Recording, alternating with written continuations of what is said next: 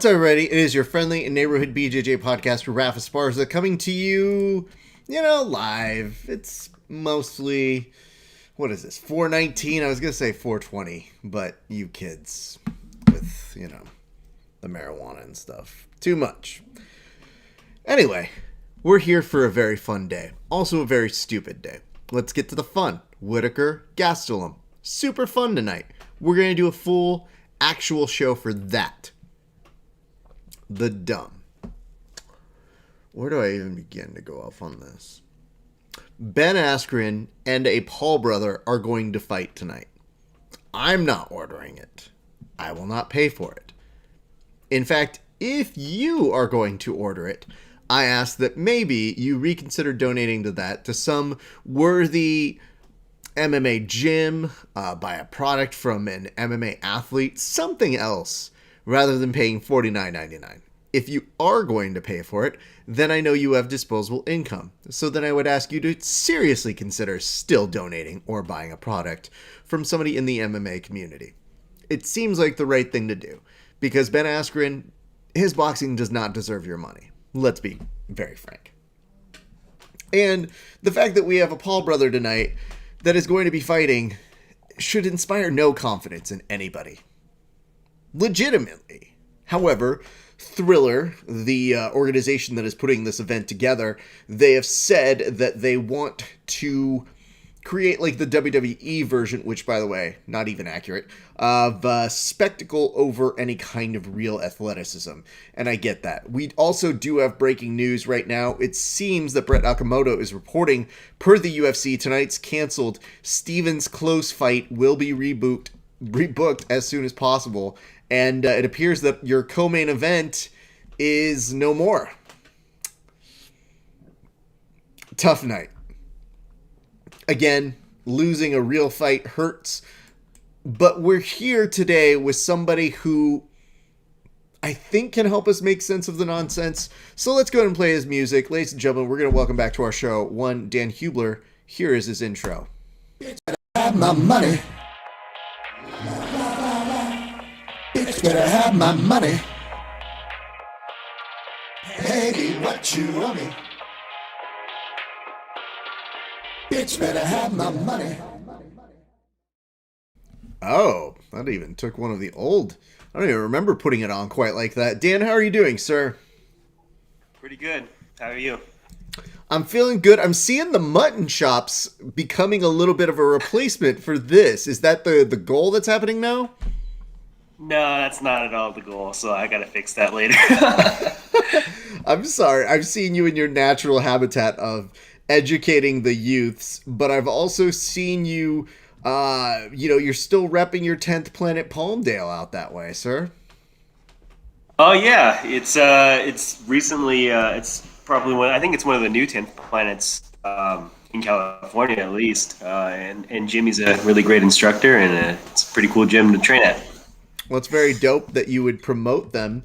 You seem like you're very excited about tonight.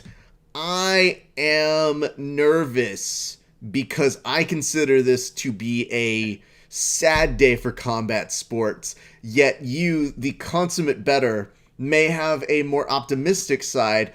I'm going to go ahead and put up the card here. Maybe walk us through why you're so optimistic tonight. Well, I'm optimistic tonight because I'm going with a lot of underdog bets, and the good thing about the underdog bets are you don't have to hit them all. If you hit one or two of them, you're probably going to have a pretty good night. So there was a lot of good lines, I thought, tonight. There's a lot of value in the scorecard no action props, I thought. A lot of these fighters were actually the favorites as the money line, but as the scorecard no action line, you get a little bit of underdog odds. Fabinski is the very first one. I think he is basically with the scorecards no action line. The book is kind of, if the line looks like this, the book is basically saying that this guy's unlikely to finish the fight. The problem with that is Fabinski's fighting G3, and we've seen him finish multiple times in just recent history. He's coming off that 40-second knockout loss. With a shot that wasn't even particularly, impressive. I mean, he caught him on the end of that shot, but it didn't even look like he threw everything into it. So Coming off of that knockout, I feel like there's definitely some value in Fabinski getting the finish here. I wouldn't want to bet on Fabinski to finish, but taking the scorecards no action line is basically just giving me a bit of a juicier bet. And on the off chance he does get the finish, then we cash at a much better line.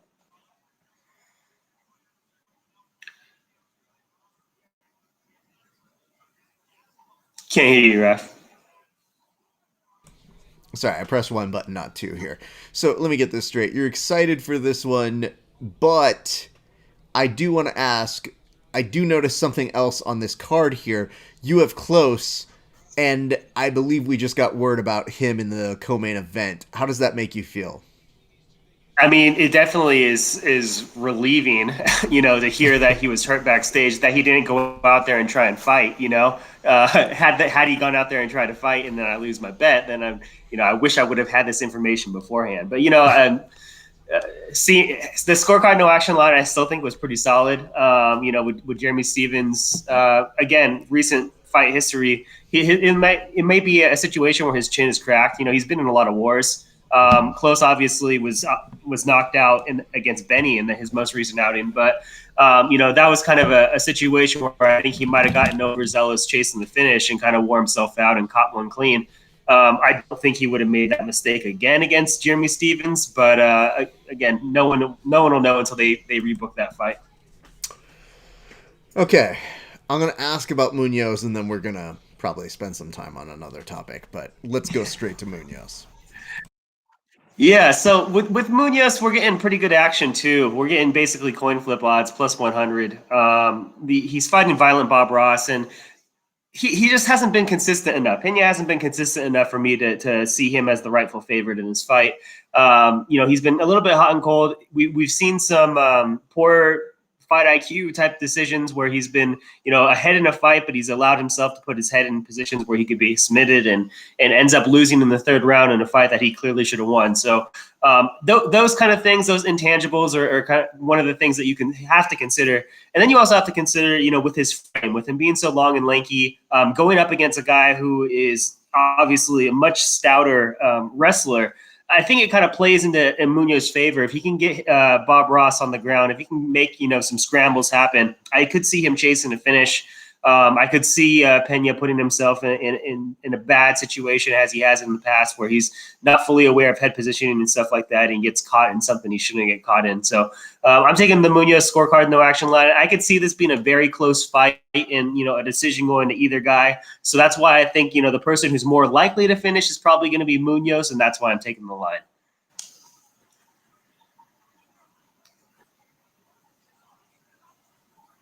There we go. All right. My question to you now, is there anything that gives you pause about that, though? Against the Munoz Bob Ross line? Mm-hmm. Not at all. Am I missing something? What am I missing? No. This is just, I felt like you seemed very confident on this one.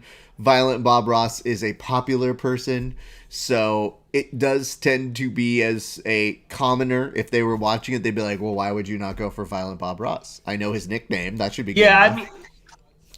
I think one of the major things you have to consider too is with his frame and with what we've seen from him in the past, he has been, kind of neutralized in ground situations when it does go there. And if you think that Munoz is going to get a takedown, you have to think that he's probably going to be able to rack up some control time. And if he does that, if you put him, Violent Bob Ross, in a situation where he's behind and he has to fight to get back on the scorecards, he's more likely to make the same mistakes that we've seen him make in the past. Okay. All right. Well, let's get into this conversation, because you clearly seem to have a very different approach to it than I do. And I felt like we were on a similar page maybe a couple months ago. What has changed, Dan? Why are you excited about Askren versus Paul now? It's just hard not to be. It reminds me of when I was in middle school watching pro wrestling and just being so excited about these predetermined outcomes. And I feel like tonight is probably a predetermined outcome. But it's just hard. It's hard not to be excited, I'm very not excited about it. So I've got the opposite feeling on this. So I'm trying not to rain on your parade, because you're energy, your enthusiasm is good for this and what we do. But why are you excited about this? I'm just everything, it's over the top. It's a circus. It's, intentionally not your average boxing match because it's not your average boxing match. I love the fucking robot on stilts that was just like for no fucking reason. It reminded me of the top ramen guy, the giant top ramen, the cup of noodle at the Japanese shows. It reminded me of that. That's just fun. That's just fun stuff. You gotta love Ben Askren, standing there like he's like next in line for the water slide, which is that pure confidence of the doesn't give a fuck. You gotta love the entire thing. It's incredible. You have to like Ben Askren as the underdog in this fight just because of his experience in combat sports. You just can't ignore that. And I think people put too much into the knockout with Masvidal, but everyone on the planet would have been fucking melted by that knee. Every one of us would have been fucking knocked unconscious. So don't give me any of that shit. We've seen Askren take some, heavy shots by, powerful strikers with these tiny MMA gloves. And, this is a boxing match. He's been working with the best in the world. This is basically like fucking sparring for him. You got to take the underdog line. But you also have to be emotionally okay with him getting knocked the fuck out. It's a circus. And, the bet makes sense until it doesn't, and I'm just happy to watch whatever happens. My question to you: you are more familiar with how betting odds get made. How does a person who is a champion, Olympic level wrestler get put as the underdog, Dan? Yeah. I think, again, it's recency bias. And I think a lot of people, when you think Ben Askren, you think about him, getting knocked out in 7 seconds with that flying knee.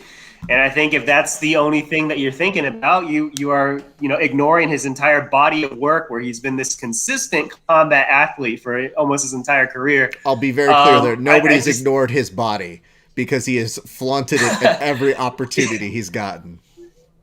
But I mean, I feel like it's hard to really, as a casual fan, and I think there's a lot of casual fans betting on this fight. I think it's hard to not look at these guys and think that, the chubby, curly-haired kid's getting fucked up. But I think for people who follow combat sports, I feel like it's a no-brainer to bet on Ben Askren. No, just like it was a no-brainer to fucking bet on Floyd Mayweather versus Conor McGregor. That line was awful close. There was a lot of hype on Conor McGregor. That line was awful close. And you got a guy who's best in the world, pound for pound. So I think very similar situation here where the line does not correctly indicate likelihood of winning. I think the line is very much skewed. I'm with you on the Mayweather experience angle.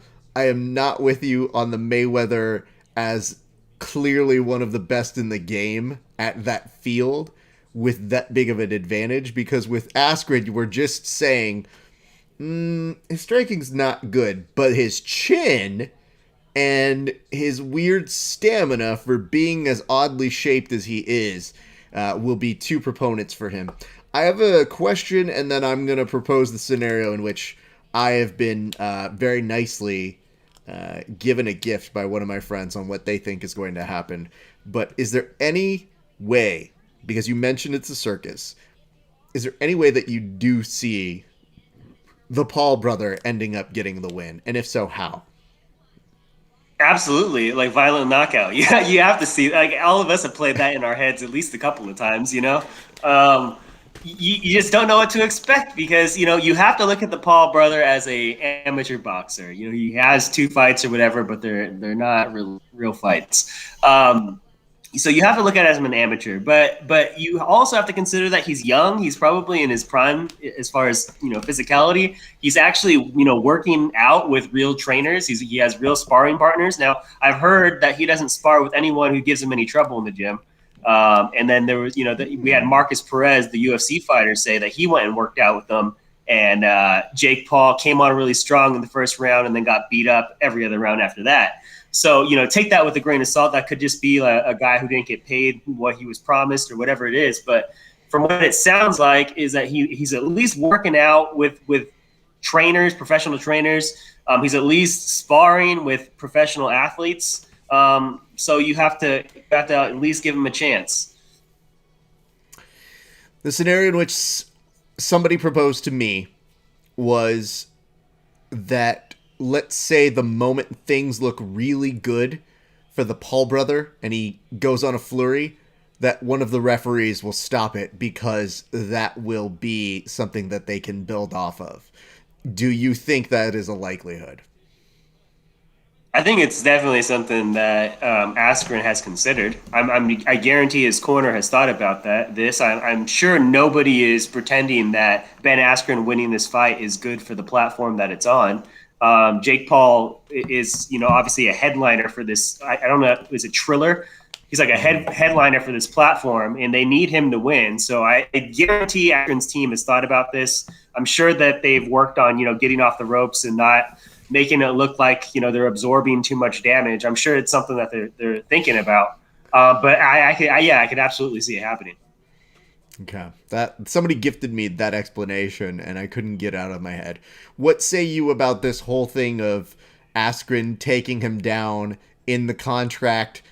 It might come to a close, and then very quickly saying, that's not real. Yeah, I think that's all bullshit. If there's really an agreement in his contract as far as his pay goes, there's no way he's jeopardizing this fucking payday. It's clear by the way Ben Askren looks that this is about a payday. It's not about him being a boxing champion. It doesn't look like he would probably do this again. This is I'm getting paid over probably $1 million to hop off the couch and fight this teenager, and he's not going to jeopardize that. Give me best and worst case scenarios for tonight, in your opinion. You know what? I think best case scenario, and this might be an unpopular opinion, is that Ben Askren beats Jake Paul's ass for all 8 rounds, but that Jake Paul looks okay. Like he puts up a decent fight. They handshake, bro hug. I think they make amends for whatever crap they've talked already. And then it lines up Jake Paul for someone who's, another professional fighter who's not going to give him a whole lot of trouble. It kind of builds his brand a little bit. He hung in there, kind of like with Conor McGregor, right? People are like, oh, he hung in there with Mayweather, so he's not that bad. He could have, you could argue that he didn't really hang in there with Mayweather, but you know what I mean. It made his stock go up. I could see Logan Paul or Jake Paul, whatever the fucking Paul brother it is, putting in a decent fight, building his stock a little bit, and then getting matched up with another guy who's, on the end of his career for a next fight. Okay. And did you say a worst case scenario? Yeah, worst case scenario is that, Funky goes out there and gets put on his face in 20 seconds. But I think it's also a possible scenario that we have to be prepared for. I feel like we all have to emotionally prepare for this kid knocking Ben Askren the fuck out. It's just something that you can't ignore. Because the shit he's going to talk after that is going to be incredible. If he knocks Ben Askren out in the first round, there's going to be no fucking stopping this kid. He's going to be calling out everybody. He's going to be his same disrespectful self, but like to a whole nother level because he just knocked out Ben Askren. So that's definitely worst case scenario. Yeah, this whole thing is ridiculous to me in the sense that I don't see a good scenario because either one of them wins is bad news for anything that I consider good. For example, the Paul brother wins and then he doesn't shut up. And at which point I've already prepared myself mentally to say, we'll pick a real fighter. Then, if Ben Askren does win, I find him generally douchey. And to me, I say, I know that a lot of people say that we want to go ahead and delete the whole him getting knocked out by Jorge Masvidal as some sort of reparations for this sort of a thing. But to me, all I think of is, no, that's not going anywhere. In fact, that's going in a fighting Smithsonian somewhere sometime soon. Yeah, I like Ben Askren. I think his character is kind of entertaining. He's kind of like a less creative Chael Sonnen, I think, kind of with that whole air of superiority thing. But yeah, him getting knee in the face is never going away. That should be an NFT already. That's over like a $50,000 NFT. Whenever somebody explains what an NFT is to Jorge Masvidal, I'm sure they will make it that way, or at least his management. Dan, you didn't mention anything about our main event tonight. It's kind of the only thing I'm looking forward to. I know we don't necessarily need to bet on it, but are you excited for it? Do you have any sort of interest to it? And if so, why? Yeah, I like Rob. I like Rob in that fight. He's obviously made some improvements after the Stylebender fight. He's, that sneaky kick right off the right hand is definitely. I mean, it lands in every fight. I think people probably prepare for it and they know it's coming, but they just can't stop it. So, I think Rob is really the next step for the belt. He needs that rematch. He deserves the rematch. But his line was a little bit high. I think he was like minus 250 or something like that. So, I think in that fight, if Kelvin's going to have a good fight, it's going to be the first couple of rounds. So I kind of like to watch. I would like to watch that fight, watch the first round go by. And if Kelvin, wins that first round clearly and the line improves on Rob, then I would take the live line on Rob. I'd like to see that a little bit lower. Makes sense. All right. Well, Dan, I thank you for helping us preview anything here. Next week is UFC 261. Just before we get you on out of here, anything exciting about that's speaking to you now before we get into a preview mode next week? Not really, man. I don't think anyone was really calling for this fight. I don't really understand. I mean, I understand it from a marketing to casuals point of view, but, Jorge Masvidal got fucking dominated by Usman. Like, it wasn't even close. Like, the first round was a little bit competitive.